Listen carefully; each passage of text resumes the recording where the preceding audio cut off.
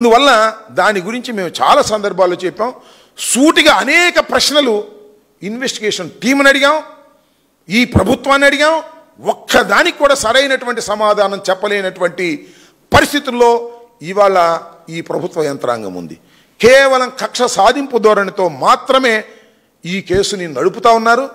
కాసేపేమో జగన్మోహన్ రెడ్డి గారి బంధువులు అంటారు, కాసేపేమో చెవిరెడ్డి అంటారు, కాసేపేమో మరొకరు అంటారు.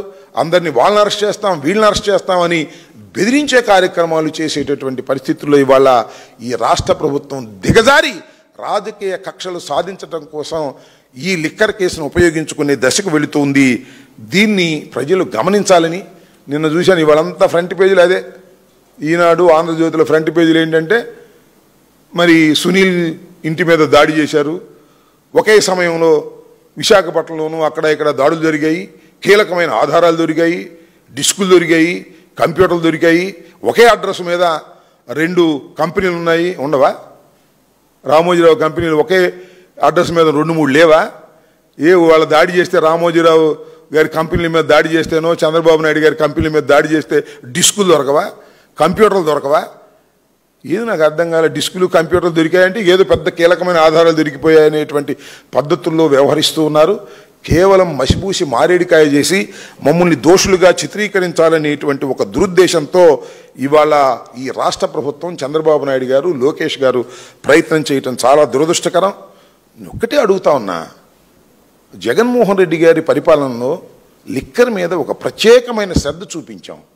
లిక్కర్ వాడకం తగ్గించాలనేటువంటి ప్రయత్నం చేశాం. లిక్కరు మంచి లిక్కర్ అందించాలనేటువంటి ప్రయత్నం చేశాం. నాకు తెలియకడుగుతానండి, మద్యాన్ని ప్రభుత్వం అమ్మితే అక్కడ స్కామ్ ఎట్లా జరిగింది? నాకు తెలియకడుగుతున్నా. మద్యాన్ని ప్రభుత్వం అమ్మితే స్కామ్ జరగదు, మద్యాన్ని నియంత్రిస్తే స్కామ్ జరగదు. విక్రయాలు తగ్గించాం, పెంచలేదే మేము. విక్రయాలన్నీ కూడా తగ్గించేటటువంటి కార్యక్రమం చేస్తే స్కామ్ జరిగిందంటారు. అడ్డగోలు వ్యవహారంగా ఇవాళ చేస్తున్నారు. అదేమంటే లిక్కర్ వ్యవహారంలో కొంత ప్రజల్లో వ్యతిరేకత వచ్చిందనేటువంటి భావన తీసుకొచ్చేటువంటి కార్యక్రమం చేస్తున్నారు.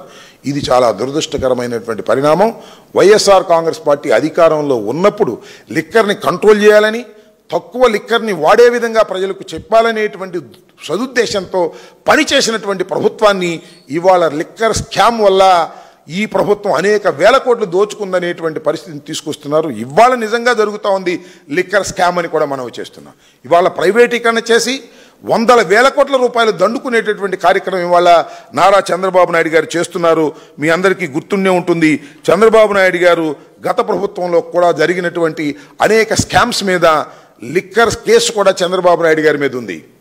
ఇవాళ చంద్రబాబు నాయుడు గారు బయట తిరుగుతున్నాడంటే 7 కేసుల్లో చంద్రబాబు నాయుడు గారు బెయిల్ తీసుకుని తిరుగుతూ ఉన్నాడు.